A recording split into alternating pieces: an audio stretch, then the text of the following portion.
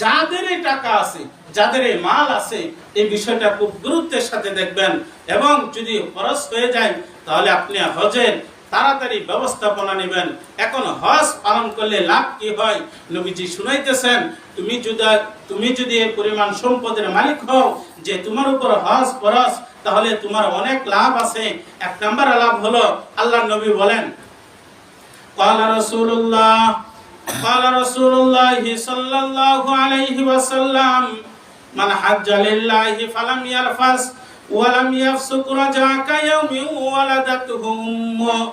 আল্লাহর নবী বলেন, যে ব্যক্তি হজ করলো আর হজে গিয়া কোনো গুনার কাজ করে নাই, বিবির সাথে অতি করে নাই, তাহলে এই ব্যক্তিরা যখন হজ থেকে ফিরে কায়াউমিন ওয়ালাদাতুহু উম্মুহু, এই ব্যক্তিটা যেন নবজাত শিশুর ন্যায় নিষ্পাপ হইয়া বাড়িতে ফিরে। নবজাত শিশু কেমনে? এই মাত্র মনে করেন একটা শিশু জন্মগ্রহণ করলো, তার গুনাহ আছে? আওয়াজ করে বলেন, একটা সন্তান মাত্র জন্মগ্রহণ করলো, তার কোনো গুনাহ আছে? যে গুনাহ ছাড়া হজ করে আসলো, হজে গিয়া কোনো গুনার কাজ করে নাই, হজ থেকে যখন ফিরলো সে ব্যক্তিটা যেন এমন হয়ে গেল যেন তার জীবনে কোনো গুনাহই নাই।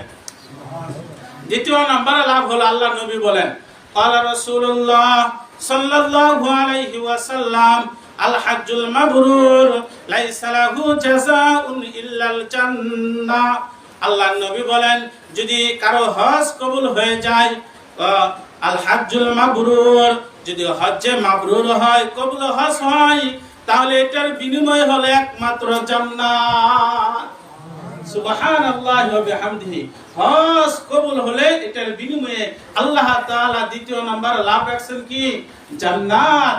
তিন নাম্বার ফায়দা হলো, শয়তান আমাদেরকে যেভাবে ধোঁকা দেয়, আল্লাহর নবী বলেন, ক্বালা রাসূলুল্লাহ সাল্লাল্লাহু আলাইহি ওয়াসাল্লাম, তাবিউ বাইনাল হজ্জি ওয়াল উমরাতি ফাইন্নাহুমা ইয়ানফিয়ানিল ফাকর ওয়ায যুনুব।